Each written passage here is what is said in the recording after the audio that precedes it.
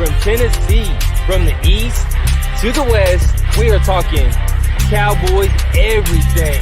And you've just entered the Cowboy Zone. Welcome back to another episode of the Cowboy Zone. I'm Marcus Jones coming to you live from Memphis, Tennessee. And this is Lambo from Cowboys, y'all, out of Johnson City, Tennessee. What is up, everybody? Man, I am so excited. We've been waiting for 4 months, but now football is back. I don't know about you, Lambo, but I'm ready. Yeah, I'm ready. For sure. Yeah. Bobby McLean, man, thank you for joining us tonight. Make sure you guys like this. Make sure you share it.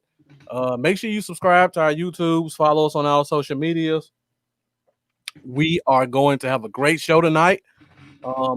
Of course, you guys know for the past 4 months, there's been no real football talk. So we've been bringing you guys special guests.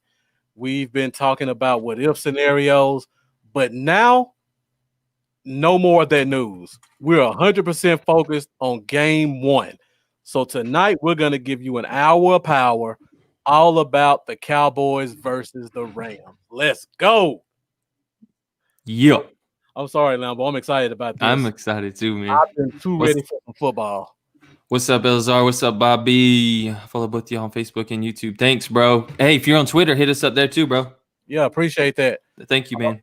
All right, I see we got people coming in steadily. You know, this show is brought to you by the official sponsor of the Dallas Cowboys, Miller Lite, and the new official sponsor of the Dallas Cowboys, an official burger of the Dallas Cowboys, Whataburger. Whataburger. We're not really sponsored by them, but I love Whataburger and wish Tennessee's supposed to be getting a few Whataburgers. I hope so. I can't remember the locations. There was talk of one in Memphis. I tried the Birmingham to get Whataburger. But yeah, I'm going to share this stuff. Let's get to it. Talking about game one. Before we do that, let's go into the depth chart. Yeah, so the depth chart. Depth chart, exactly. I'm glad you said that. So before we really get into things, let's talk about the unofficial depth chart that was posted a couple of days ago. And I don't want to spend too much time on it because I think me and Lambo both agree this was another Mike McCarthy smokescreen. I think so. But let's just go through it a little bit and talk about that linebacker spot. Now, I don't know if it's a smokescreen or not, but when I saw Aldon Smith as a Sam linebacker, I got really excited. Hey, what do you think about that one? You know, I was watching Kyle Yeomans and them earlier today, and that was one of the things they were talking about is the fact that there's going to be a lot of what might appear to be like a 4-3 under, or like similar to the 3-4 type looks, and they're expecting a lot of Aldon Smith and DeMarcus. No, actually, Durance Armstrong, I think it was, and Aldon Smith doing a lot of standing. So, and I don't know, man. It's crazy. I think I don't know what to believe because I like you said, I think McCarthy is really playing mind games right now. He don't want McVay to even have the slightest little bit of, just anything to go off of. Yeah. I mean, if you look, they got Tony Pollard listed at returning punts. And when's the last time we've seen him return a punt? Never. He's never returned. I'm not buying that. I don't think he's returning punts. He's going to be returning kicks. You know what? When I saw that, and then I saw they only had 10 positions listed on offense, I was like, you know what? This is completely just bogus. Yeah. I mean, I like the idea of it. Don't give them nothing. I like that. I like that. Who they got listed at right tackle? Cameron Irving? Yeah, I think that's going to be legitimate because the experience. Yeah. Well, they paid him so much money, and I think they like him at tackle. I still don't, but hopefully he proves me wrong. Yeah. And then you got Tristan Hill listed as a starter. But a lot of people think that that's just, he could come out starting, but still not get majority of the snaps. So, they think it's the Rams run a lot of 11 personnel offense, so that might be one of the reasons Tristan Hill will get a little bit more playing time in this first game. We'll see. But yeah, man, it's pretty excited about this, and For sure. I'm wondering. Brandon Carr was out there with Woods today, doing safety work. So, and there's talk of Darryl Worley playing in the nickel. Yeah, I hope so. That would be great. With Brown and Diggs on the outside. So, yeah, this is going to be interesting. I would like that. I do not want to see Brown in the slot. Brown is a straight line runner.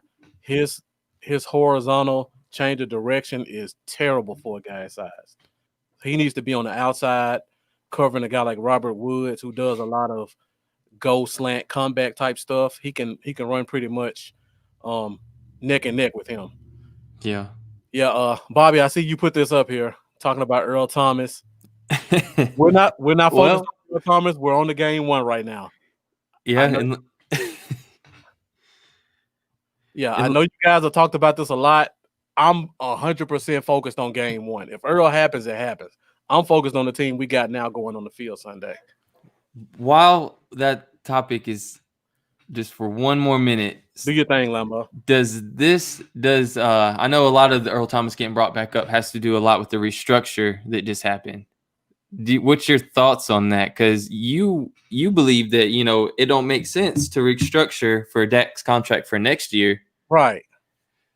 So what do you think about that? What do you think that's for? I mean, I don't know. Dallas has traditionally liked to keep about $10 to $12 million on the books for the season they're in case they have to adjust for any injuries or things of that nature. Yeah. So it could be for that. It could be for that. But when I think about it, and I went back and forth on Facebook with somebody, which is something I promised myself I would never do, but I got sucked in today. And I was trying to explain to the person, if you restructure this year and you say it's for next year, when you do a restructure in year one, the money gets allocated equally over the subsequent years. Okay. So if I give you $8 million this year in a restructure, you get 6 next, right? Even if you carry that money over to next year, it goes down to 6 because you have to allocate $2 million of it. So if you're making a move now for next year, why would you let the $2 million just slip away? You would do it next year because you can do a restructure at any point in time. Yeah, that does make sense. But then I heard someone say that, well, you can do a restructure this year. Yeah, it'll knock it down to 6 by the time next year comes, but then they can restructure him again to add more onto it. Yeah. But then that's just really making his hit pretty big down the road. Exactly. That's what happened. That's what happened with Romo, and that's why we had a big $20+ million debt. Yeah. So that's the downside. That's the downside. So for sure. And guys, I'm pulling a little double duty here. I'm playing my last fantasy league of the year. I'm in the 12th round. So okay. Oh, you're in the 12th round. I may turn my head a little bit. Who you got? Who you got? This team is terrible. I'm just going through the motions. Oh. I had a busy day today. I do another live stream before this, and it's with my church, and I have to put scriptures on the screen, and the pastor wants to take phone calls and all that. So I couldn't really focus on it. So I just rock with what I got, try to make the best of it. Hey, Jeff, appreciate you joining. I know you're in the same fantasy league I'm in, so thank you for tuning in. All right. Lambo, you got anything else you want to talk about in this depth chart? I'm mad my guy Marquette King ain't punting, but other than that, no, I don't know. I think it's pretty much the only thing that I think there's a lot of stuff that is just really not true on here. They're just playing games, and I agree completely. I am interested to see what they do with Dalton Schultz in the 21 personnel. Yeah. I actually read something that said Dalton Schultz is expected to play more than Blake Bell, which was really surprising. That must mean they're wanting to give him a lot of those fullback type looks, the H-back type looks. So sure. We'll see. Good evening, Rosie. What's up, Taiwan? What's up, Jeff? All right, so let's go back to game one. Cowboys versus Rams. Let me just give you a couple of notes from the last time we played.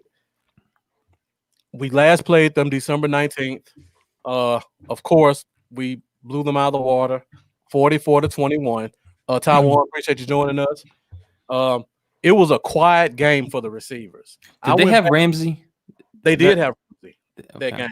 That was couldn't like remember. his first or second game with them. I went back and looked at the game in total and then looked at the stats.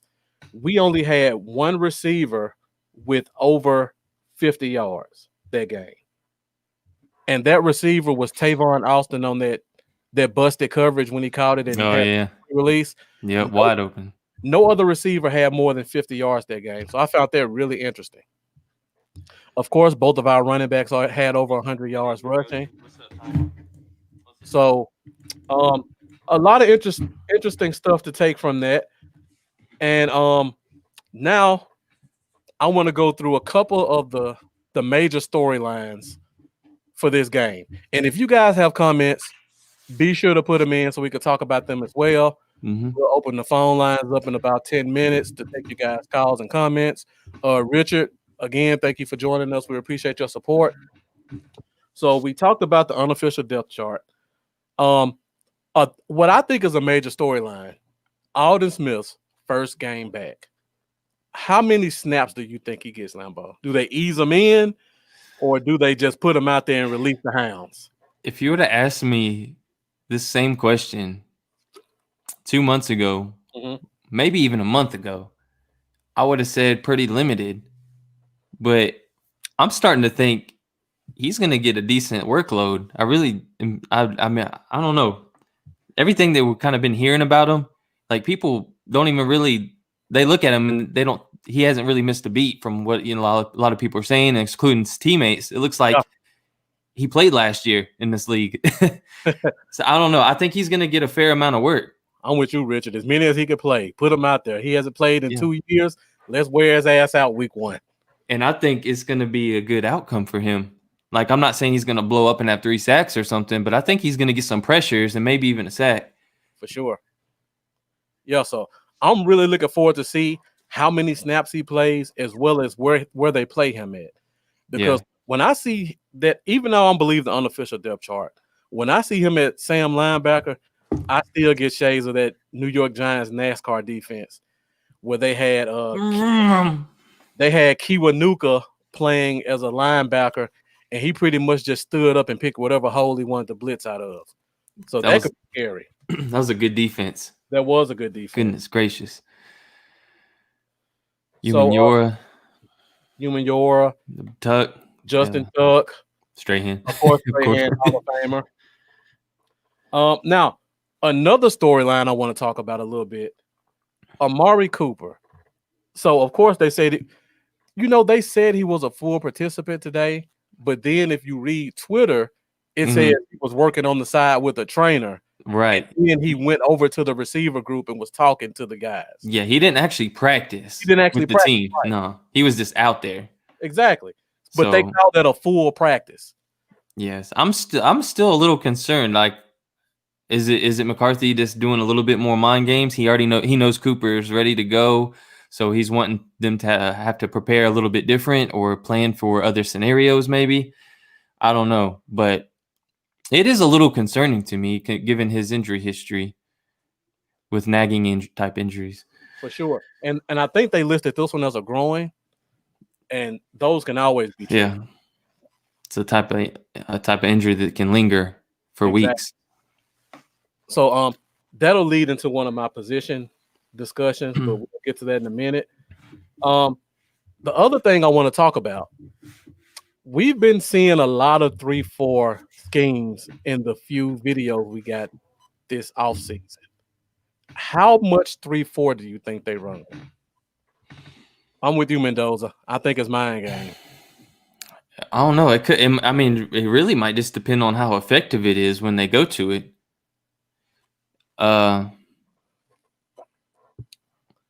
Yeah, I think they bring it out there just to get some tape on it.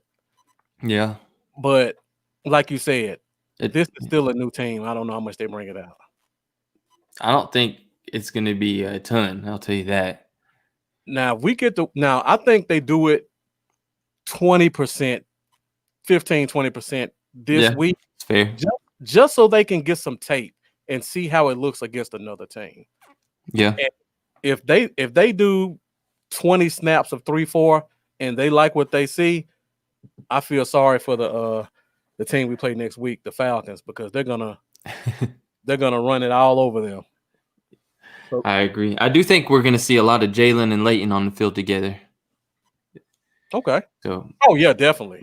So they'll be on the field a lot. Yeah, for sure. Now, you said before we talk about all the receiver stuff, you said you watched Talking Cowboys today, and there was an interesting point that was made by one of the commentators. Can you talk about that a little bit? It was a former Cowboy, Isaiah Stanback, who said it, and I was like, former wide receiver at this. Yeah, which made it even more shocking to me. I'm like, is this guy serious? So yeah, I was tuning in watching Talking Cowboys, watching our guy Kyle Yeomans, and he was talking about our receiving core, how he thinks it's much better, or not much better, but he thinks it's better than the Rams receiving core. And, he went as far as, I believe, to say best in the league or up there with Tampa. It's you can debate that. But Isaiah Stanback went on to say that our receiving core wasn't even as good as the Rams receiving core, that he thought that Rams had a better receiving core than us. Yeah. And that shocked me because all you got to do, well, his argument was, okay, you got 1,000-yard receiver in Robert Woods, you got 1,000-yard receiver in Cooper Kupp, and then you add in Van Jefferson and blah, blah, blah, blah, blah. And I'm like, okay, bro, you got 1,100-yard receiver last year in Cooper. You got 1,100-yard receiver last year in Gallup. And we didn't add in Van Jefferson. We added in C.D. Lamb, the Yak King, arguably the best wide receiver in the draft. You match these guys up 1 versus 1. Okay, who you taking, Cooper or Woods? Majority is probably going to take Cooper. You add up Gallup versus Kupp. I'm taking Gallup all day. And then Lamb over Jefferson. I mean, you've seen where the guys was drafted, so that tells you all you need to know about their current situation. I'm a Gator fan, so I love Van Jefferson, though. Yeah, he's a mid-round guy I wanted us to get had the C.D. Lamb thing not happen.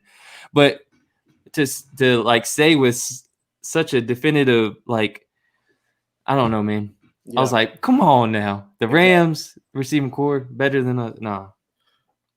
I'm not being biased either. While we hit on a couple of these other storylines, make sure you guys get in the comments and let us know who you think is the best receiving core in the league. I would almost give it to Tampa Bay. Yeah. Our third receiver. I don't even know who the third receiver is, but he's not like. Is it Humphrey still there, or he to move on? I don't know. No, Humphrey is with Tennessee. Okay, he moved on. Yeah. I have no clue who that third receiver is, but he's not touching Lamb. And I think Gallup and Cooper are right there with Evans and Goodwin. Exactly. That was kind of the tiebreaker for me with the Tampa situation, because Cooper and Gallup and then Evans and Godwin are pretty much I have them right here next to each other. That's how I feel about both sets of those receivers. So the tiebreaker comes down to the third receiver. You got C.D. Lamb, a potential future star in this league as your third wide receiver. That breaks the tie for me. And definitely, like you said, we're not adding tight ends in, so they can't. We're not including that. But yeah, like Jesse said, not only are all three of our receivers talented, but they can play every position. That versatility as well as their talent puts them hands down better. That was on the slot, and that was part of his Isaiah Stanback's argument too for the Rams, is that they're so versatile, and our guys weren't nearly as versatile. And I'm like, I guess I was a little shocked by it, so I just needed to bring it up. I could maybe see that too. You don't want to put Kupp outside, but he could play outside if you need him. And Mendoza brought this up about the 3-4. I overlooked it. Sorry, Mendoza. He says he doesn't think we'll see the same thing week to week. This scheme has displayed a willingness to adapt. I agree with that as well. But in order to adapt, you do have to get some tape to watch. And I think whatever they want to do, they have to see it against another team before they can really start to implement it. It's only so many times you can go against third and fourth string tackles in practice and say, oh, our defense is amazing. We got to see it against the ones of another team. And the wide receiver thing, like you said, their third wide receivers are guys you never heard of. Again, Exactly. I have no clue. I know who the Rams are because of Van Jefferson and Josh Reynolds, but I don't know who the Tampa Bay's third receiver is. All right, Lambo, I got a couple of more storylines that I think are major for this game. Of course, we talked about it with the 53-man roster. Cam Ervin is listed as the starter. You know how I feel about Cam Ervin. I'm terrified. I feel the same way. Okay. He misses way too many blocks. It's one thing when you can't make a block, but when you completely miss a guy, that's terrible. That's not good. And I'm really concerned about that. The only good thing I can say is that thank God he is not blocking on Dak's blind side. Yeah. So that's the only good thing I can say. Tyron, please make it through this game. Yes. Healthy, because man, I don't even know, man. But I wouldn't, Cameron Irving, I hate to say this and I hope this don't happen, but I wouldn't be surprised if they end up swapping right tackles at some point in the game and trying out like Steele or Knight or something. Yeah. Just like Jeff said, Knight wasn't a bad tackle. He played a really good game last year. Yeah, so we'll see what happens. If Irvin struggles, I don't expect them to wait and just let it go. Like with Garrett, with Chaz Green, like I would have let him throw anybody else in there and try it out when he was getting destroyed, not just leave him in there. So I expect him to come out quick under McCarthy if he's struggling, and he'll give somebody else a shot, in my opinion. One good thing about the team we're playing, they're not very strong at outside linebacker. Weak spot. And we'll talk about that once we get into position battles. But hopefully they'll play to our benefit and help us out. And Mendoza, just like I said, I always right on time with the comments. Who the Rams pass rushers besides Donald? Exactly. They're running a new scheme this year. Of course, you guys know Wade Phillips is gone. I think they're gonna still try to run that 3-4, but Wade Phillips 3-4 and insert defensive coordinator 3-4, completely different things. Wade Phillips is a genius when it comes to the 3-4. He is. Yeah, for sure. He is. And I think they're like you spoke on their linebackers. That's probably one of their weak spots. It is definitely. Expect Jarwin to possibly get some good looks this game too. Yeah. All right, so I got one more storyline to watch out for this week, and that is just gameplay in general. We have not had a preseason game. New coaching staff, a lot of new pieces. How sloppy do you think this game will be? Do you think they'll go a quarter and it's kind of not clicking? You think it may go the first half and they make adjustments? How much do you think they go into this game and the play is not what we expect it to be? I think that's very much so what's going to happen, honestly. I really do. Because I'm expecting – I don't want to say I'm expecting, but I am. Like, I'm expecting the pass rush to really interrupt Dak's day early on. Yeah. I don't know. I'm just really worried about Cameron Irvin. I really am. I think it's going to – I hope that ain't the case, but I think we're going to have a sloppy start because of it. And I could see it being the type of game where we're like, we ordered Team 40 burgers. Exactly. Where is my refund? I want my Team 40 burgers. So, like, I don't know. I think it's going to be frustrating. I think we're going to see a first half that isn't what everyone was expecting. A lot of mental errors, things like that, as the guys are just getting back into the game with no preseason. And then with the mix of Irvin possibly struggling a little bit, I think it's going to be a very defensive first half in which, we go into the half at a score like 10-7 or 7-3, something like that. I really do. I think it's going to be a slow first half, low scoring. So, and I'm with you. I hope the fans don't lose their minds because we've been waiting for Dallas football. Do not lose your mind if we go 3 and out or if we get behind 3-0, 7-0. This is our first game. We got a lot of new players. We got a new scheme on both sides. Let's just be patient with them and let them work this thing out. We scored 44 on them last year. I don't see why we can't score at least 35, 40 this year. It may not look as pretty as we wanted to for a full 4 quarters, but I think we'll get there. So I'm just saying, fans, slow your roll, trust the process. Don't lose your mind on the first drive or two. All right, Lambo. That's all the major storylines of the game that I wanted to go through. So next, if you don't have anything else, I want to go into some of these key matchups of this game. Yeah, man. All right, so of course, we got to start with the stars. First key matchup: Aaron Donald versus Zach Martin. I'm looking forward to seeing this one. Before we do that, guys, continue to come through the comments. Let us know what you think about this game. We're gonna keep it 100% week 1. All that other stuff doesn't matter right now. If we sign somebody, we sign them. We don't. Whatever it is, we're on to the Rams.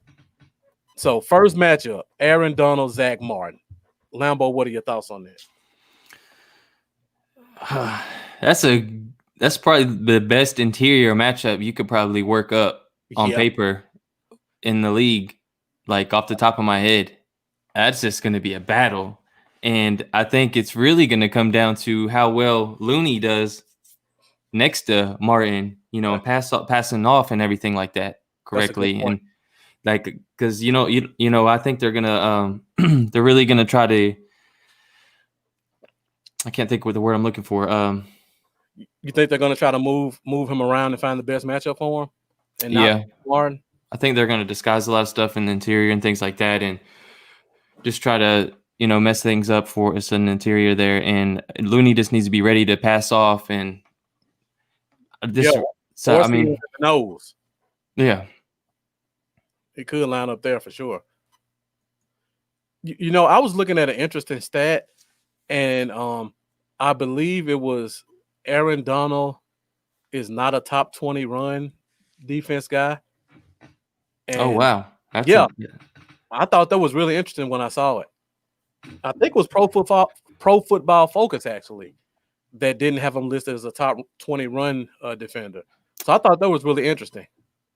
That tells me we need to pound the rock. He's playing the run on the way to the quarterback. So we need to. So you're saying he's not top 20. Their best defensive lineman is not top 20 as a run defender, and they got a weak linebacker core this season. Yeah, I'm thinking if we can pound the ball. I know we got some receivers, but if we can get the run game going, hey, I'd like that. We did have both running backs with 100 yards last year, so that's definitely something to consider. And that actually takes me into the second key matchup, and that is our running backs versus the linebackers. Like you just alluded to, their receiving core is weak. I mean, their linebacker core is weak. Yeah. And then you consider Aaron Donald is not the run defender people thinks he is. That just means run it right up the gut until they stop it. Yeah. Keep pounding the rock like we did last year, and hope that opens up a lot more stuff with the receivers on the outside.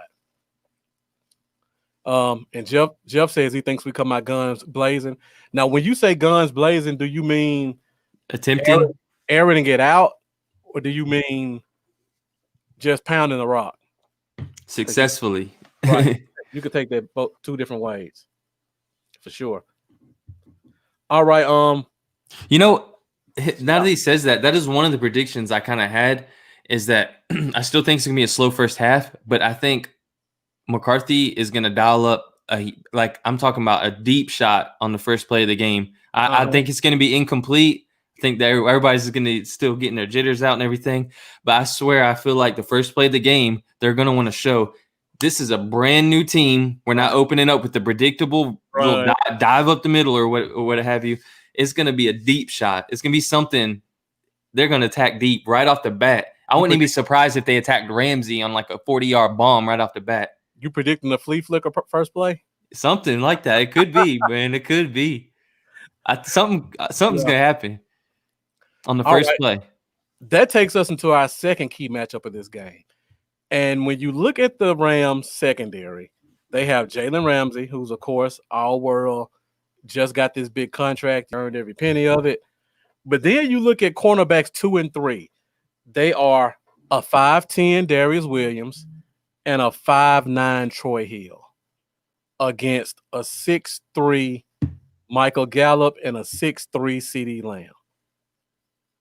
I'm really happy about that matchup. I think we can big body these guys and just, even if we don't go deep, we can slant them and come back them all day.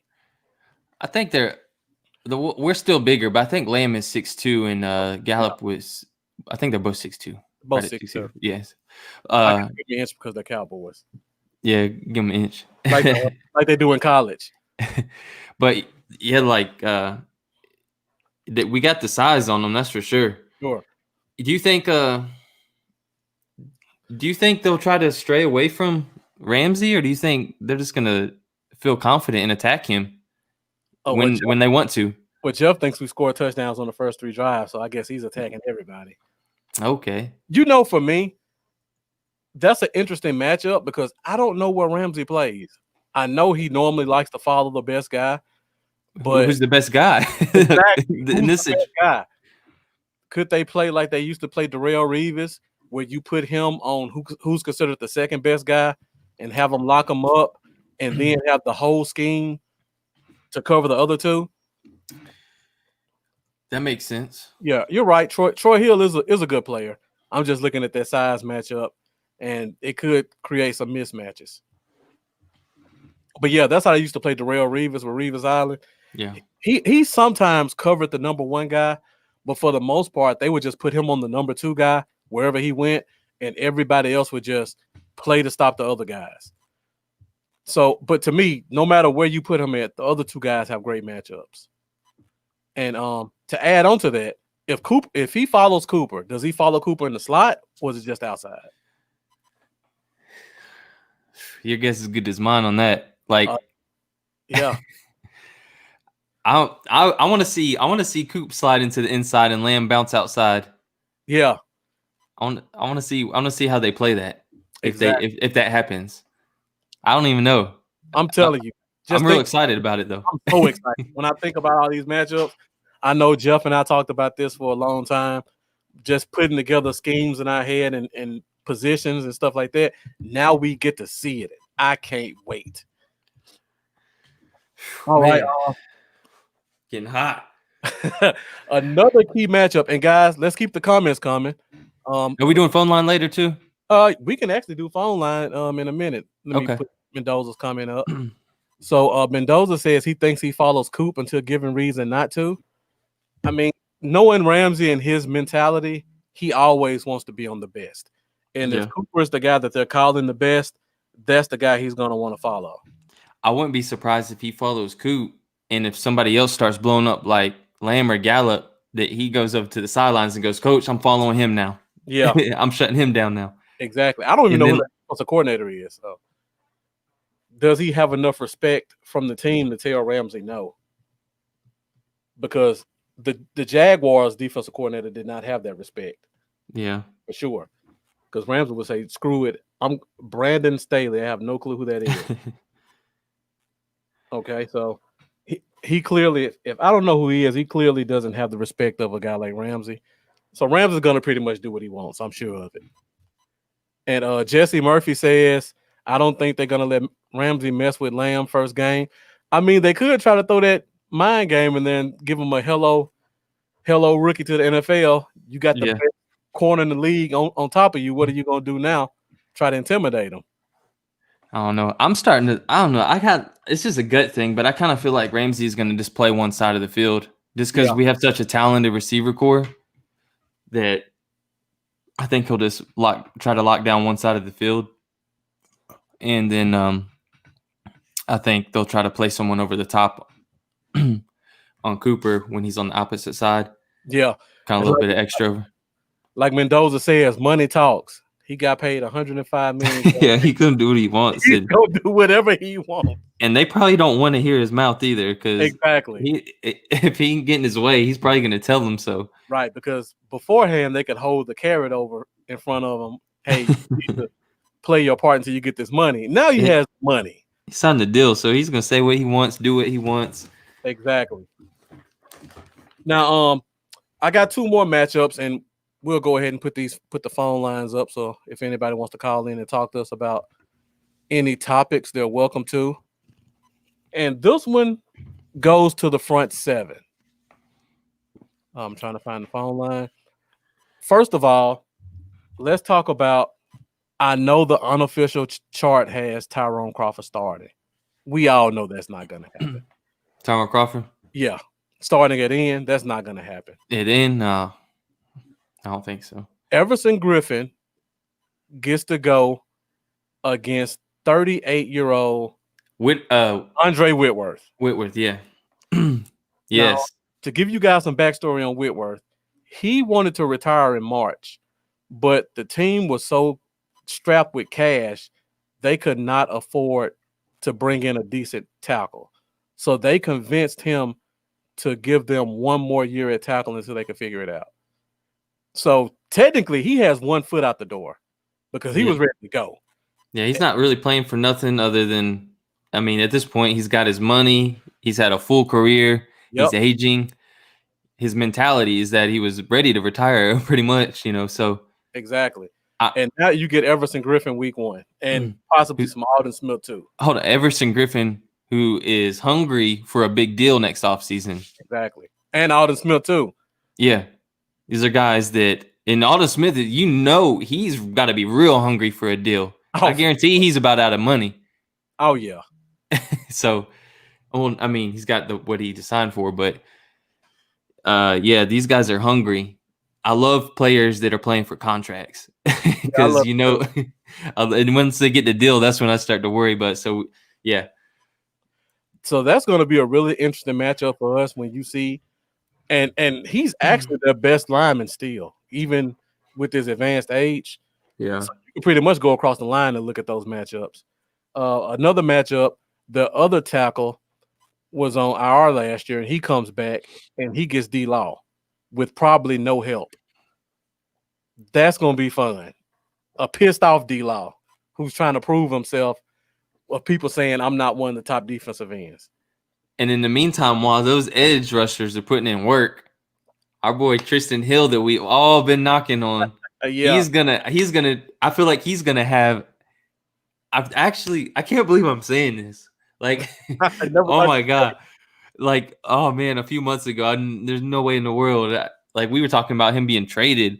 I feel like Tristan Hill is going to do some work in the middle out of that 3 technique spot. Again, another guy with something to prove. Yeah, he's got a big chip on his shoulder. And Rosie, I think Malcolm Brown is actually listed on the depth chart as their starter. Yeah. I think it's going to be a running back by committee with all 3 of their backs, though. Akers, Henderson, and Malcolm Brown, I think, will fairly split everything, but Malcolm Brown is going to open as the starter. That's what they got listed. Yeah. When you look at a team like this, they have to go with the veteran guy first because pass protection is so crucial for any offense. So, no matter how great Cam Irvin looks in practice, if he can't pass block, you can't put him out there. You just gotta put your veteran out there that you know is going to protect your big asset. And you work Cam Irvin in as best you can in obvious rundowns. Maybe try to give him some pass blocking scenarios, but you got to rely on your veterans when you have a bunch of young guys. So I'm pretty sure we're going to see a lot of Malcolm Brown this game, and that doesn't scare me in terms of a running game.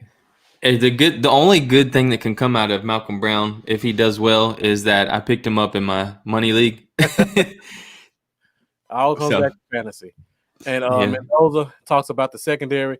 Johnson and Rapp are solid players. I mean, we all wanted Rapp last year in the draft. Johnson is a solid safety as well.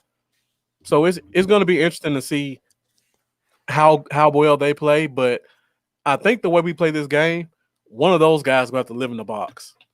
So it's not going to be and then you're going to live in the box. Then you're going to get beat over top. Then you're going to go play back. Then you're going to get beaten in the box. and when you say that, Lambo, Jeff puts a comment up. Hypothetically, what happens when Lamb beats Ramsey on a double move? Because he's susceptible to double moves now. he might break his heart. That's what's gonna happen. He's gonna break him. He's gonna That would break be him mentally. The Ramsey's first gonna game- be, yeah. Go ahead. Ramsey's gonna be trying to fight people right Yeah. after. First game, national football, prime time. You just got paid, and a rookie beat you on a double move. You know what? my I'm gonna throw out a prediction, not my final score prediction, but being that we're on this topic, my prediction and the reason I wore my Lamb jersey is because my prediction is the first Dallas Cowboys touchdown of the season is gonna be a pass to CD Lamb. I don't know. I think it's gonna be like a 5 to 7, 8 yard route. And I think he's going to break a tackle, weave through two more dudes. I'm going to say 3 dudes. Yeah. CeeDee Lamb on a short route is going to get past 3 dudes and take it to the house for like a 30, 40-yard touchdown. That's interesting. Maybe that'll be past Ramsey. Yeah. That's interesting you bring it up, Lambo, because that's been kind of a topic of discussion on social media the past day or two. Yep. Who's going to score the first touchdown?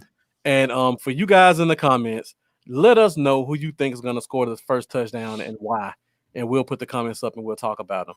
Also, phone lines are open. So if anybody wants to call in and talk to us, you're welcome to join in on the conversation.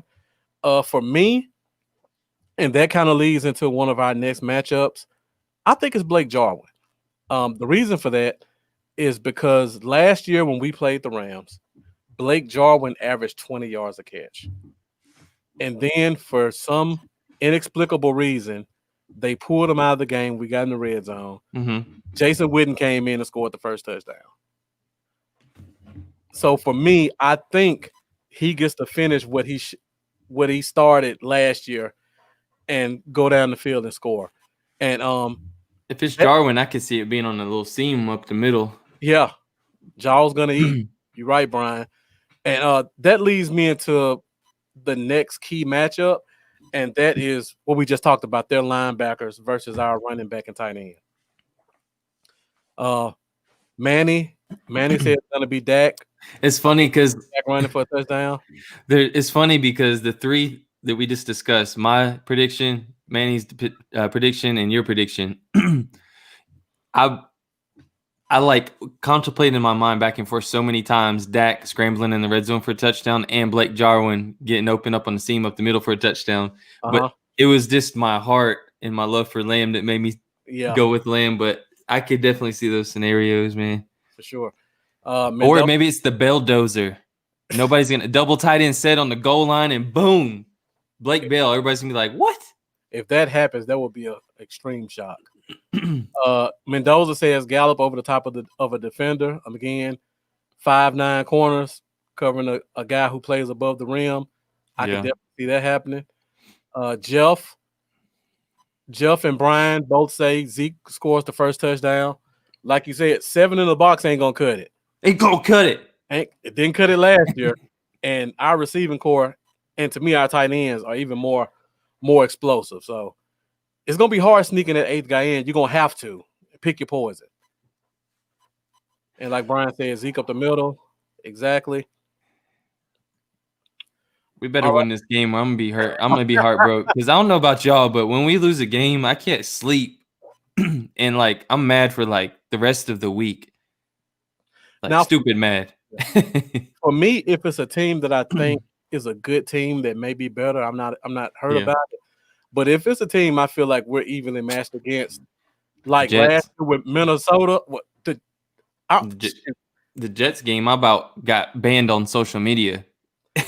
I actually predicted us losing to the Jets last year, and my boy Jeffa will attest to that. Wow. It's certain teams, when you play them and it's their Super Bowl, they play big games.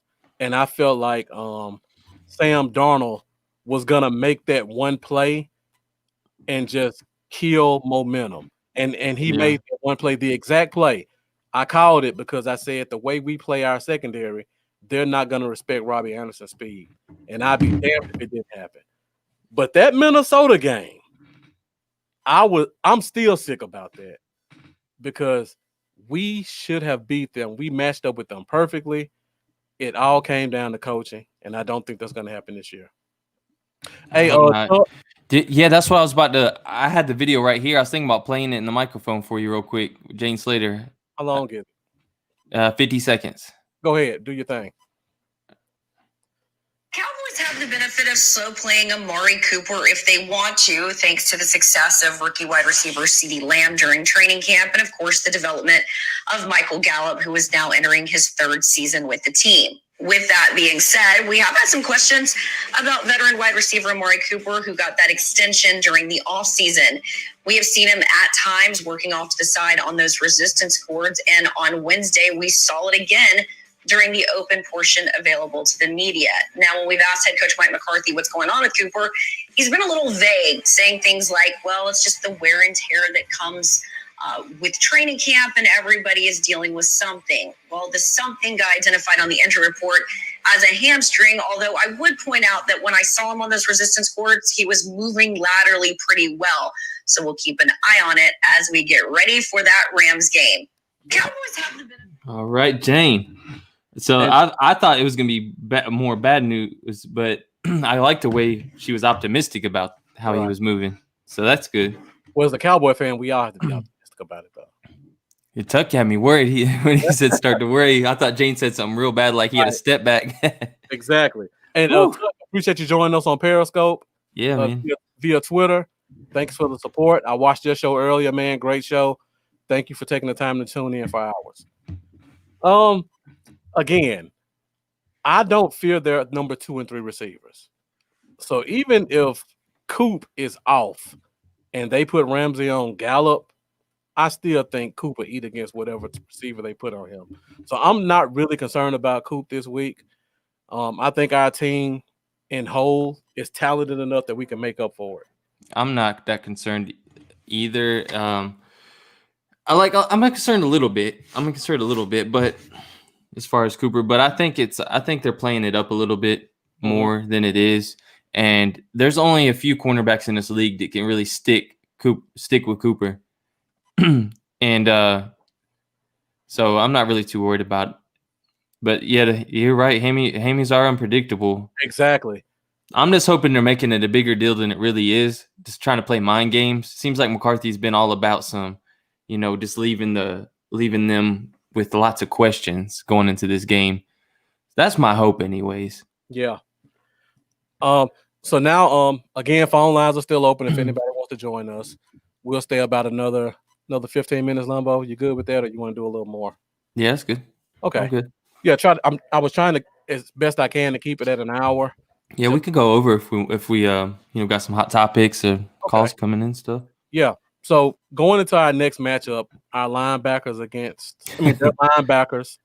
their linebackers against our running backs and tight end, Troy Reader and Micah Kaiser. Do those names invoke any fear in your heart? No. I have no clue who those guys are. I don't either. Yeah. Got any Rams fans watching? Who are they? Yeah. Let us know.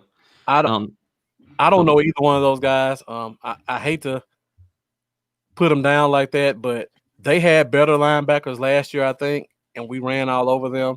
And like I said, Jarwin averaged 20 yards a catch. I'm expecting more of the same. So I think that's going to be real interesting. Pound the rock. Yeah. Run the ball, like Brian says. That should be the hashtag for this game. We might come out and surprise a lot of people. And, everybody knows Mike McCarthy is more of a passing guy. Traditionally, his teams like to pass the ball much more than they run the ball. And people are like, a little concerned, especially when it comes to fantasy. They're like, is Zeke going to get less touches? Is he not going to be as much involved in the run game? But to me, this could be a game where people will really we're watching NFL Network the next day and they're like, you know what? I did not expect McCarthy to come in here and run the ball that much. Like we could see a lot of running happen. I don't think McCarthy is this, I think he's going to be less predictable than McCarthy in the past. He's really worked that whole year off. He's really took in, a lot of information and analytics and different things. I think he's willing to do whatever it takes and break out of the former mold and shell that he had on himself and do new things. He could run the ball a lot more than people expect. Yeah. And that's going to be an interesting storyline. For one, are we going to see run on first down 80% of the time like before? I don't think that's going to be the case. I don't either. And on top, and another thing that's going to be interesting, normally Zeke has to work himself into shape the first 2 or 3 games. Looking at Zeke this offseason, he's in shape. He's in shape. And look, I'm going to tell you, yeah, he's in shape. I'm trying to I have a friend that spoke to his dad just the other day, and hopefully he don't care me. I don't think he would care about me saying this because it's not really like nothing too big. But I've heard a couple of people say what you're about to say. Oh, really? It's not a big deal. Yeah, he was talking to Zeke's dad, and was talking about how he looked great and in shape, and how he looked like he's back at his rookie weight. And his dad, Stacy, said he's slim, lean, and he's pissed. So yeah, that was straight out of Zeke's dad's mouth. But yeah, so I think he looks great. He looks great, and I think Zeke's ready to. He hears all the chatter. People ain't putting enough respect on his name, man. Yep. You hear, I don't know how many times. He was left off a top 10 list of running backs. Right. We're talking current running backs. Present. Nah. And then, I don't know, man. He's coming for that respect. He's being disrespected, man, by a lot of people. People throwing him as the 4th, 5th back in the league and stuff. I think that's crazy talk. He's ready. All right. Let's go to another key matchup. We've kind of focused on their corners versus our receivers. Now let's talk about our corners versus their receivers. So the unofficial depth chart says Diggs and Brown are going to be our starters on the outside. Mm-hmm. If we believe that, and that's the case, how do you feel about that? I would feel a lot better if we had Earl Thomas playing safety. If I was more comfortable with the safety group, I would feel more okay about that. But considering the safety group we have starting or projected to start, I am a little concerned. I'm not going to lie. As much as I think Diggs is going to be a great player in this league, I really love Diggs. I'm so excited about him. I'm going to get his jersey soon. I love Diggs. But he could have growing pains. I mean, it's his first game. He's not guaranteed to come out at cornerback right off the bat, just killing it. Right. So and then Anthony Brown, I do have concerns with him getting a little grabby.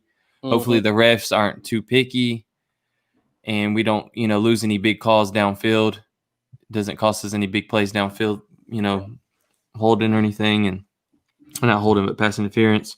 I'm a little concerned. I'd be lying if I wasn't. But I think our pass rush is going to do some good work this game, and I think it's really going to help out that secondary too. Right. And like Brian said, lucky you didn't buy that jersey because that number changed. Yep, I seen that. I feel sorry for the people who bought that 31. And traditionally, I like the 20s better as numbers, but I liked 31 on Diggs. I really did. I liked it. Yeah. I liked 31 on Diggs. I'll say these two things about the corner position. Number one, I actually like Brown as a player. Yeah. Brown has long arms. Brown has a lot of speed, but he is terrible at change of direction. And like you said, he gets grabby because of that. So, yeah, if you want to play him, I would much rather you play him on the outside than on the inside. The other thing I say about Diggs, and I said this on Tuck's show earlier today, we have a situation where the Rams in their 3 wide receiver sets, one of their receivers is going to be a rookie / first year guy. It's either going to be Van Jefferson or Josh Reynolds. Mm-hmm. I think if you're able to line Diggs up against one of those guys, he'll be more than capable of shutting one of those guys down. Yeah. So I think that'll help give him a confidence boost if you can try to get him lined up against one of the younger guys who, even though Josh Reynolds has had a year in the league, I think Diggs is a good enough talent that the learning curve between the two is not great. Yeah. I don't want to see him go in the slot at all. I think he'll do really well against the other receiver they have too. But if I wanted to get his confidence up, I would rather see him against that young guy. And like Mendoza says, Reynolds is good. He's a bigger guy. Van Jefferson's a big guy too, kind of lanky. But he's a great guy. route runner. Van Jefferson's a great route runner. Yeah. Yeah. But like I said early on Tuck Show, if possible, I'm gonna line him up on Reynolds or Jefferson as much as I can. Now, here's the question I have, Lambo, the one that concerns me the most. Yeah. What guy do you put in that slot to cover Cooper slot Cup? It's looking like it's gonna be Daryl Worley. Predicted it to be Daryl Worley, but is Jordan Lewis playing? I don't think Jordan Lewis didn't practice today, so it's still up in the air. Well, then, I mean, who else can it be? Maybe a Woozie. As a Woozie predicted, I thought he's still dealing with some issues too, ain't he? They said he was a full participant in practice today, so he's suspected. Okay, I didn't see that. I didn't see the update on him. I just hope when they go to 3 wide, they don't slide Brown in the slot. I'm gonna cry because I don't trust them against a 50 receiver. You know, now that you brought that up about Brown, that does make sense because I think if I'm remembering correctly, thinking back to his first year where he had a solid rookie season, I believe that season came with him playing on the outside. He did play on the outside. And that's where he really surprised people, made a name for himself as the good late round pick. Right. So, yeah. And then the next year they put him in the slot and he kind of struggled. Mm-hmm. But yeah. So yeah, I'm looking forward to it. And like Mendoza said, Jefferson or Reynolds, got to put him on the young guy, get his confidence up. We kind of talked about this earlier, Tuck, but I'll put it up there again. Do we think they're starting Alden and Sam linebacker? Jeff, don't play with me like that. I hope we don't see Brown on Cup. But like I said before, for one, we rarely use Sam linebackers. In today's NFL, Sam linebacker may play 15% of the snaps. And in the course of a game, that's 12 snaps. So it's not impossible to think Alden Smith plays 12 snaps at Sam linebacker. For the most part, it's jam the tight end, secure the edge, or blitz, or cover the flat. Yeah. I think he could do all those things if he had to in 12 plays. And you missed this earlier. I brought it up. Think about when we get in that position where you have Alden Smith standing up as a Sam linebacker, and he gets to choose which gap he wants to blitz in. Because as a Sam, you pretty much get to just choose a lane and go. If you're playing as a rusher. But that's gonna be scary. That's a big man charging through that gap. Exactly. Somebody's gonna be in trouble when they see him running full speed at them, especially when you look at the line that the Rams have. So it's not impossible to think that he could play some Sam linebacker. Again, like me and Lambo said, we think the whole unofficial depth chart was kind of a smokescreen. Yeah. Just to throw people off and make them wonder about what we're doing, like everything McCarthy's done this offseason.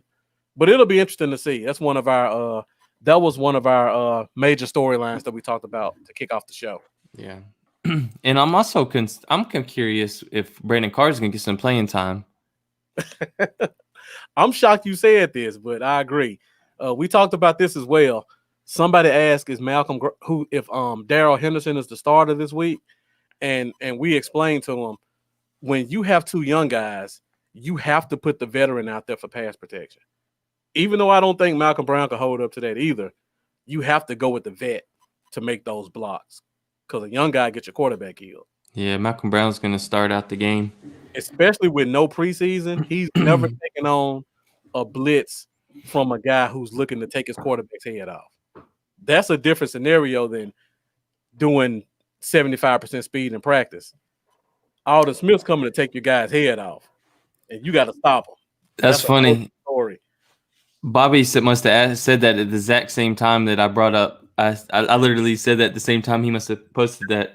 So, yeah, Brandon Carr was seen on the field in practice today alongside Xavier Woods. Okay. So I'm real curious. Like, does he know enough to to roll out there on Sunday, or is it gonna be Thompson and Woods, and Carr will get a little work, or I don't know.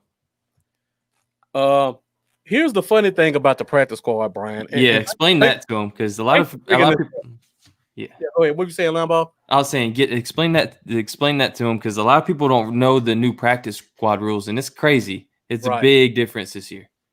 All right, so with the practice squad, of course, Brandon Carr is on the practice squad because this year you can choose up to 4 people, no matter how many years they've been in the league. They can be on the practice squad. Now, another new rule is teams can bring players up from the practice squad to be on the active roster, and then they can take them back down to the practice squad. The beauty about a guy like Brandon Carr is, with any other young player, when you bring them up and bring them down, you have to cut them to get them back in your practice squad. And then they have to go through a waiver process where anybody can pick them up. Because Brandon Carr is a veteran, they can bring him up, cut him. He goes through no waivers. They can immediately cut him and then turn right back around and sign him and put him on the practice squad if he chooses to. Yes. So that is huge. Yeah. They literally control him. As long as him and Jerry have an agreement that you're going to stay with the team all year, they can bring him up every week, cut him, and sign him right back. And there's nothing the league can do about it. Yeah, they can. Before they even have to cut him, they can do it two times up and down to the practice squad. 2 times, right? But then they can continue to do it just by cutting him, because he don't, like you said, he don't have to go through waivers. Right. And all he's got to do is to sign back. We ain't holding up a roster spot that way. Exactly. So, a lot of teams are going to be having a lot of extra vets and stuff on their practice squads this year. Like, as you seen with the Eagles, they had a 41-year-old quarterback. Freaking, what's his name? Josh. His name too. I just drew a big blank. Yeah, I forget his name too, but they told him he didn't even have to show up to practice. He could just sit at home and watch from TV. Yeah, and call in to virtual meetings. And if we need you, we'll call you and give you a flight. Yeah. Like, how good of a deal is that? Like, you don't even have to come and get beat up in practice. You sit at home, call into a virtual meeting like we're doing right now almost. And then if we need you, we'll call you. And bang, $200,000 will show up in your account at the end. Yeah. McCown, yeah. Yeah, thanks, guys. We appreciate it. Now back to Carr. Another interesting thing about this. They don't have to announce that he's on the active roster until Saturday. So unless we say something, nobody knows whether he's going to play or not. Unlike anybody on the 53-man roster, if they're injured, you have to put them on the injury report. I didn't know that. You don't have to put practice squad players on the injury report because they're not expected to play. And they don't have to announce him being brought up to the roster until Saturday. So he can be out there practicing, doing whatever. And if they decide to put him in, they can. If not, they don't have to. So that's really crazy. Wow. They manipulate those rules. That is crazy. I didn't even know that, man. And if he's hurt, we don't have to say it because he's not a 53-man roster guy. So they really played the system with this one. And I'm interested to see how this works out this year and if they try to screw us and change the rules because of how I expect us to do Brandon Carr. Have we heard anything on if Josh Gordon is going to have to miss any games? I don't know if he's been officially being stated yet, so we won't know that. I am waiting on that news because if he gets to start earlier than Gregory, that ain't cool. Yeah, that ain't cool. All right, Lambo, we're 5 minutes over an hour. If anybody wants to call in, I'll put the number up again. Somebody wants to hit us with a question or comment before we get out of here, let me know. Phone lines are open. Yeah. And also, thanks so much for everyone that's been sharing and things like that. Also, if you will, please, we do have a Cash Apps up here. We usually don't get anything from them, but if you'd be kind enough to put even $1 or $2 and help us get some stuff to keep upgrading the show, we really appreciate you guys. We appreciate your support. yeah. Taiwan, I missed you earlier, man. Appreciate you joining us. Thanks for rocking with us again this week. If anybody else has any questions or comments, feel free to put them in the comment line. If you want to call in, talk about the game. If you want to give us your prediction, because we're about to hit that point now. Prediction time. I feel anybody, like go ahead, Lambo. No, I was just gonna say we need to add in some daggone, what's the type of music, intro music for it? Or yeah, we need a little sound bite with a little screen like prediction time. I'll have it. That's it. You know what? Before we get to predictions, let's go to the keys to the game. If you had to choose one matchup or one person or one thing that you think is going to be important for us to win this game, what would it be? What's your key? Controlling the line of scrimmage on offense. We need to establish the run. Really, we just need, to me, it's establish the run. It's going to be establishing the run and, just moving the ball, controlling the clock. That's my key. For me, I think the run game is going to be a given. I hate to just seem like that's a foregone conclusion, but I feel like we're just going to dominate them up front. I'm concerned about that Cooper Kupp, because I don't know who in the hell is going to cover him, and he can get 12 catches in the game easily. Yeah, he can. I need to see how we're going to maintain him and how he's going to open it up for other guys, because we have to adjust for a guy in the slot. When a team adjusts for an outside receiver, that's usually pretty easy because he's going to be up on the line. All you got to do is put your big corner on him to jam him, and that big corner knows I got a safety right over top that if I miss or make a mistake, he's got my back. And then we got the sideline as that third defender. When you have a guy in the slot who's dominant, that's a completely different animal, because now you don't have that sideline as a defender, and you almost, instead of playing him with two guys, you have to play him like a triangle where you have to have somebody on this side and this side who's watching him. So now instead of having one defender kind of watch him, you have to almost have two defenders watching one guy, or three defenders. I'm sorry. You got to have, instead of having two defenders, you got to have three defenders watching one guy, and that can throw everything off and open it up for other guys. So on top of that, you don't know where he's going to line up at. He could line up on the left. He could line up on the right. He could be close to the line. He could be split wide. You can't jam him. So that's really concerning how the Dallas Cowboys are going to stop him and what that does to the rest of the defense. Now, if our pass rushers get there, then there's no problem. Right. If they don't, that's going to be interesting. I agree. I see they already went to bold predictions on me. Woo! That was a bold one right there, That man. was our last topic of the night. But let me put Bobby Lane's comment up. Cam Irvin versus Aaron Donald.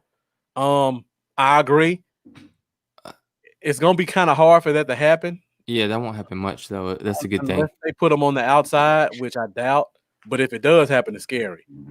And it could be a little concerning if Connor Williams hasn't learned how to handle the pass rush yet, the bull rush, and they put him on Connor Williams. Yeah, it'll be between those centers and guards really dealing with Aaron Donald. Yeah. All right, so Lambo, before we go to look at Elazar's bold prediction. That is a bold prediction. Yeah, I'm about to put them up now. Before we go to game predictions and who wins and what's the score, we'll go to bold predictions since that's what the comment line wants. Give the people what they want. So Mendoza first. Bold prediction: 200-yard receivers, 200-yard running backs. Man, if that happens, they score 80 points. That is a definite bold prediction. We got half of it last year, so Can we get the other half? Now, It's Mendoza, bold.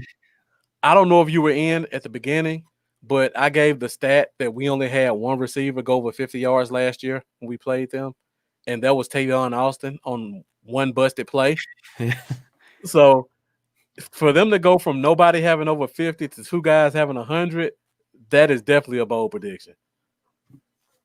All right, and then we got Jay Tuck coming in with the 3 turnovers. Oh, that would be a great welcome to this team. Turning over the ball, Yeah, or not turning over the ball, but causing turnovers. Yeah, causing turnovers. If they put I want to finish D-Law, +3. if they put D-Law man to man against Havenstein, he's gonna get a sack. Fumble. He's gonna Havenstein a tough time. And hopefully our pass rush can create some quick passes where our guys can get in the passing lane and get some interceptions. And can we do it with Pollard, please? Like, get him in space, man. Can we do something with him? For sure. Please. Yeah, I'm looking forward to seeing how they use Pollard too. Do we have another bold prediction? Oh yeah, Brian came with the bold prediction. Zeke rushing for 150. It's possible. I mean, he had, I believe, 123 or 124 last year, and Pollard had 110. So it's not impossible to think Zeke can't get 150. But Mendoza coming with an even bolder prediction: a Diggs pick 6. I like the bold predictions. Mendoza, if either one of these things happen, I got to come to where you are and just carry you on my shoulders like you won the championship. There's a bunch more of y'all watching. Throw in your bold predictions, man. Exactly. We'll put it up and talk about it. Yeah, we haven't even talked about Pollard much tonight. We're nice guys. Talk to us. Yeah, there's so much to talk about. But we talked about the linebacker versus our running backs. I feel sorry for a linebacker that has to cover Pollard out of the backfield. Like, You ain't lying. how can you keep up with that? Hey, everybody was stuck on his 4.5 40 at the pro day, but when he DM'd me last year, that it blew me away because I knew he looked faster than that on tape. And when he DM'd me, he's like, by the way, I ran a 4.34 40. Yeah. So he's like, so, get that out there to everybody, because he's like, I ran a 4.34. He's like, and I had food poisoning at the combine. Yeah. So that's what I meant to say, the combine, not the pro day. But yeah, so he's a 4.34 guy. Get him in space. Exactly. And Jeff says Pollard returns a kickoff for 6. I would love to see a kickoff in general that gets past the 25-yard line. We ain't seen a nice return since Woody Dantzler, who, by the way, we just had on the show last week. Go back and check that episode out. Yeah, for sure. Great episode. Had to throw that in there. But yeah, I like that you say kickoff, because it's not going to be a dang punt return. I don't believe the depth chart. He is not our punt returner. He's our kick returner. Exactly. I don't think he's returning punts. It'll be Cedric Wilson or CeeDee Lamb. Yeah, for sure. Bobby McLean asked the question, who's playing across from Irving? If the Rams run a 3-4 like we expect them to run, the outside linebacker is Leonard Floyd from Chicago, former first-round pick that's kind of flamed out, and they got rid of him, replaced him with Robert Quinn. He's an athlete, though. He is an athlete. But I don't know how much he would line up on the right side, though. He would probably be more of your right end guy that rushes against the left tackle at the right end. Yeah. The other guy they have is what's his name? It's Sam Ebukam or Ekubam or something like that. Ebenezer Ekubam? No, I was playing. But yeah, if they run a 3-4, it's gonna be one of those outside linebackers. When they convert to their 4-3, it could be Aaron Donald actually. Ebukam, like a 5 technique. Aaron Donald 5 technique. They have They just signed Michael Brockers back, and I could see them running some stuff where they put Brockers at the 3 and keep Sheldon or Sebastian Day at nose, and try to put Aaron Donald at right end. I don't think that'll be the case. I think it will probably be Ebukam down again, but I don't think he'll see Aaron Donald much if he does at all. Yeah, and you're right, Mendoza. He's their only solid linebacker. That's why I know the name. Everybody else I barely heard of, other than maybe a Leonard Floyd.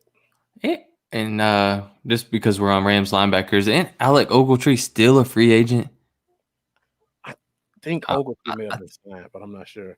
If he's not, that's surprising. It is. If he's, that is crazy. Man, I can't tell you how. I'm real excited too about something that everybody's probably not paying as much attention to is seeing the difference in the special teams with Bones Fossil. I'm really looking forward to that. There's just so much I'm looking forward to that I'm so excited, man. I can't. It's getting close, guys. It's like Christmas.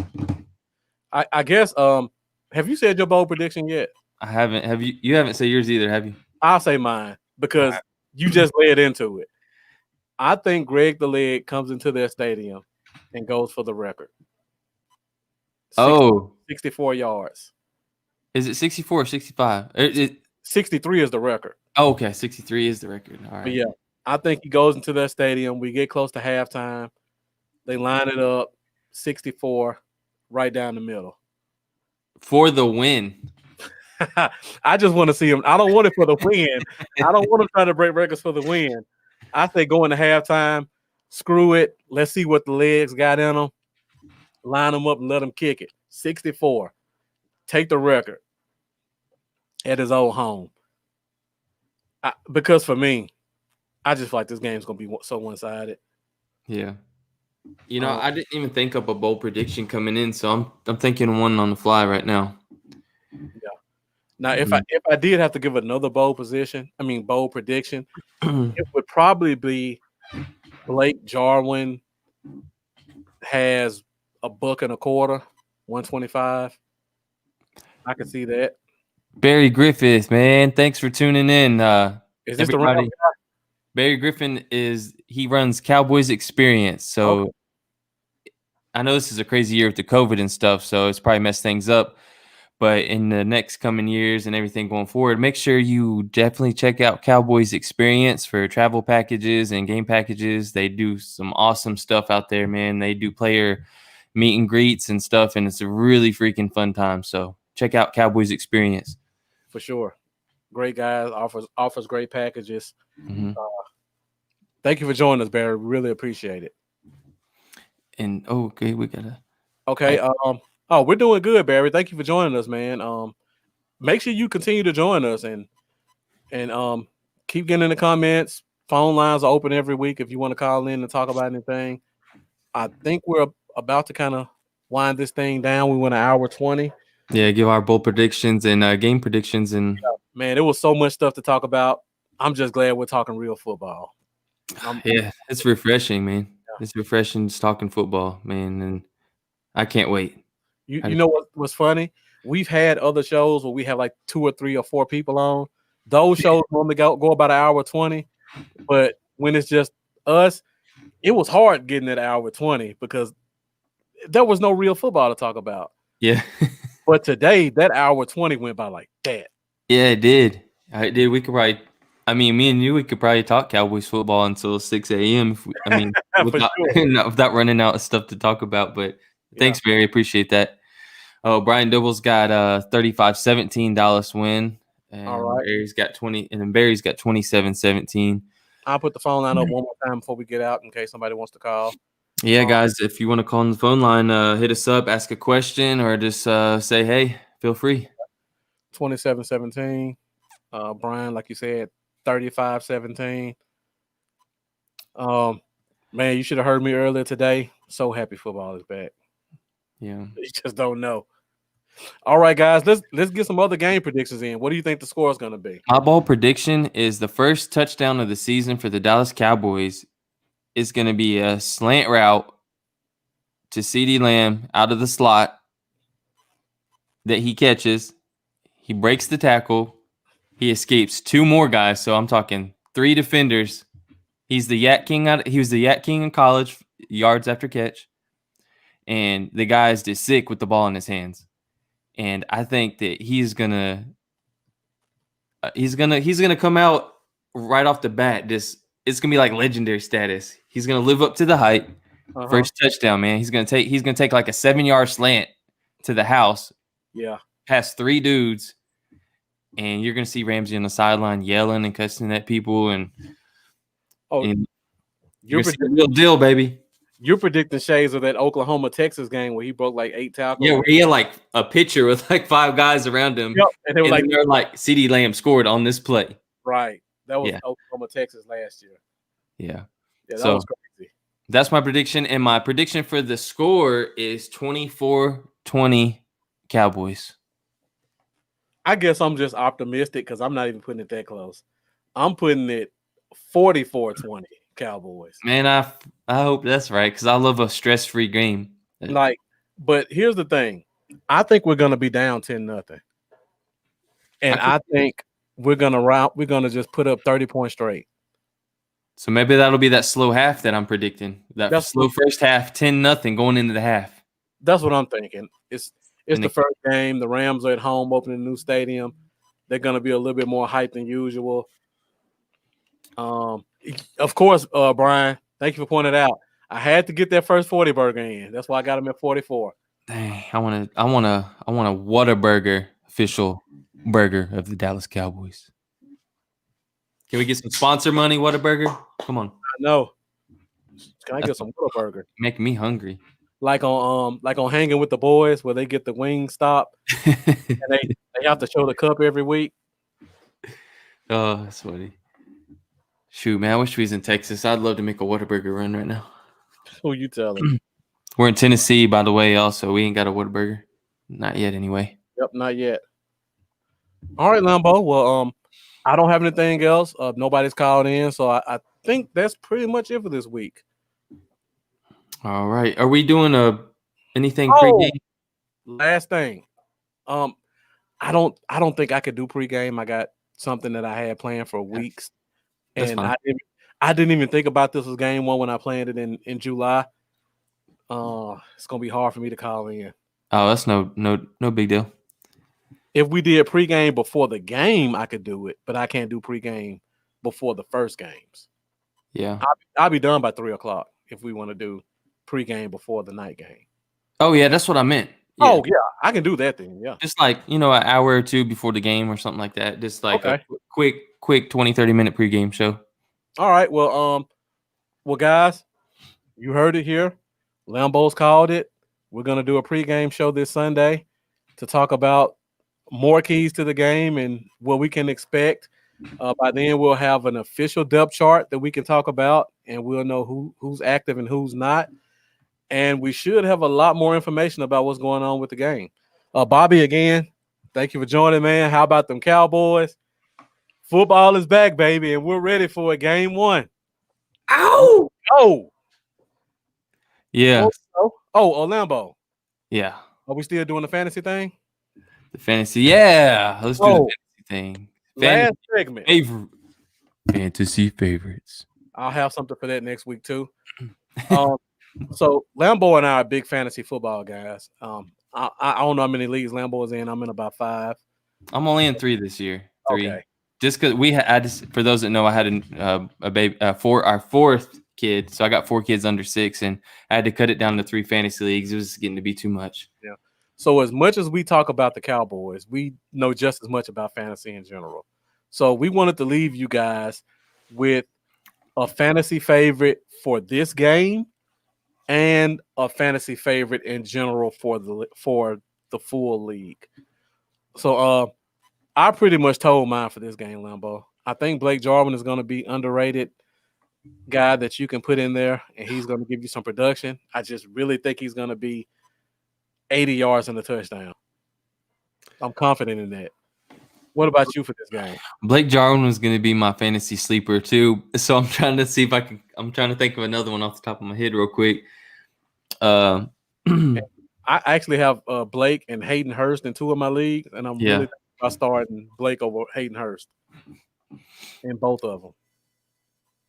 Blake is definitely if anybody watches the fantasy footballers, I think it's Mike. He's been like beating the table for Blake all Jarwin season, like this all off season. Well, not all off season, but like the past month or so. I'm on the Blake train too, especially for the value a lot of people got him at. Yeah. So who's your fantasy favorite for this game then? For this game is I know it's different because like I don't think Blake will be the top fantasy performer of this game, but I think he will be the best. He'll have the best value as far as have a great performance for someone that most aren't expecting, like a good sleeper pick that's really going to have a good game. As far as who's going to have the most points, well, no, I'm not even going to say that because I will say, man. Come on, you got to give me somebody. I know. I'm going to say, see, and I don't want to jinx this by picking somebody on the Rams either, man, because that. Oh goodness gracious! I'm gonna say Zeke. Okay.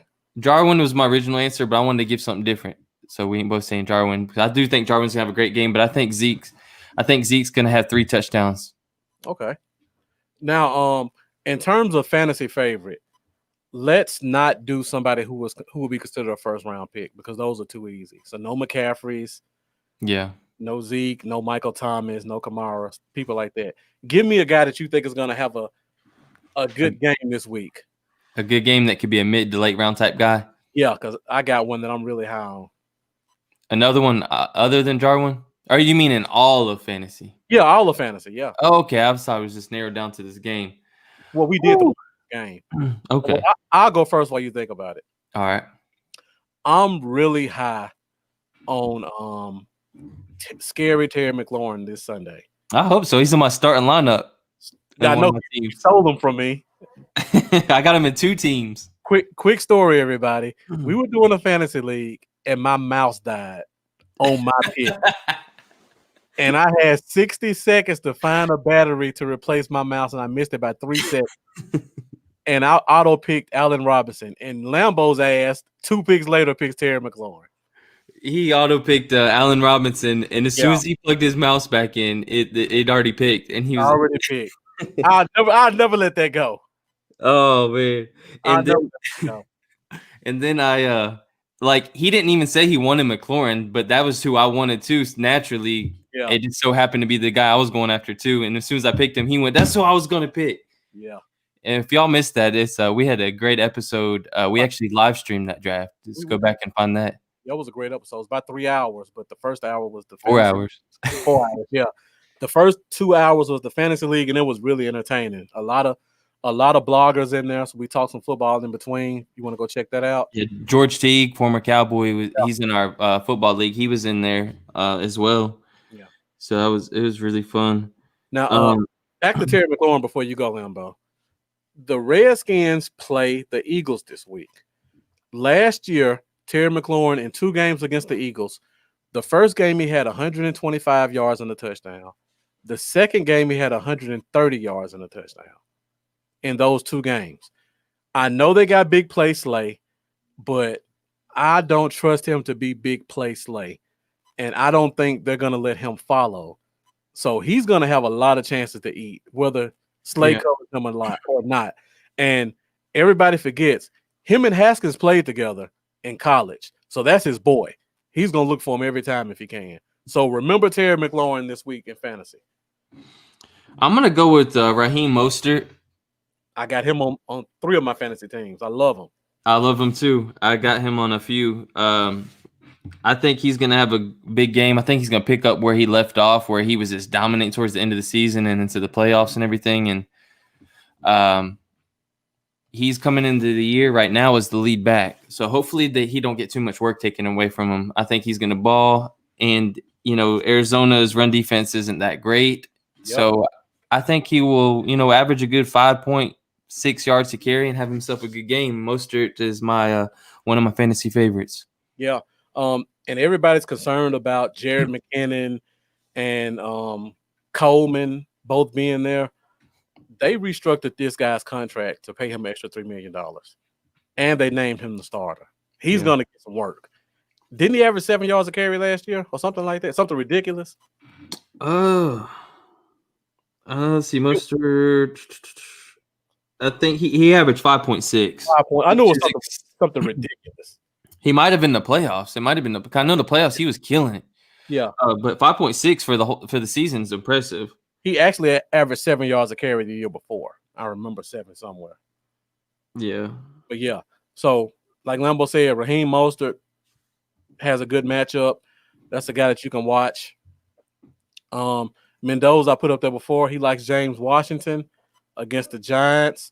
I mean, the Giants don't have any corners left. I think Lambo, if you had another year eligibility, you could probably line up for the Giants. And Steelers wide receiver James Washington. Yeah. Deontay Johnson could actually do some work too. Yeah, for sure. Yeah. But their secondary is terrible. And then look at the safety position. After they lost Xavier, they're going to be really up in the air. So that's a good one to look out for as well. And I believe James Washington's going to be in the slot. And Ben likes his slot guys. My wife's watching. She's probably sitting here thinking, "Hurry up so we can eat nachos and watch Wentworth." All right. With that being said, Lambo, hit them with that social media. Let them know where they can find you at. Y'all can find me at Cowboys Y'all on every platform, man. Facebook, Instagram, Twitter, YouTube, Patreon. Hit me up. Say hey. I really appreciate it. And make sure subscribe to both of us, especially on YouTube, man. We Marcus is trying to get to 100, and I'm trying to get to 1,000, and those are so. Thanks, guys. Yeah, for sure. Again, Marcus Bluff City Cowboy, Facebook, Instagram, Twitter, Bluff City Cowboys. I'm at 54, so I'm past the halfway point. Guys, help me get to that 100 so I can change my YouTube to Bluff City Cowboys. That's it for this week. We're going to come back this Sunday with another episode pregame to talk about the matchups. So be sure you guys come back and join us again for that. Make sure you tune in every Wednesday night at 8:30. New day, new time. So we appreciate everybody who joined us to find us tonight. And if there's nothing else, I'm Marcus. This is Lambo. We'll see you guys Sunday. Have a good night. See y'all later, man.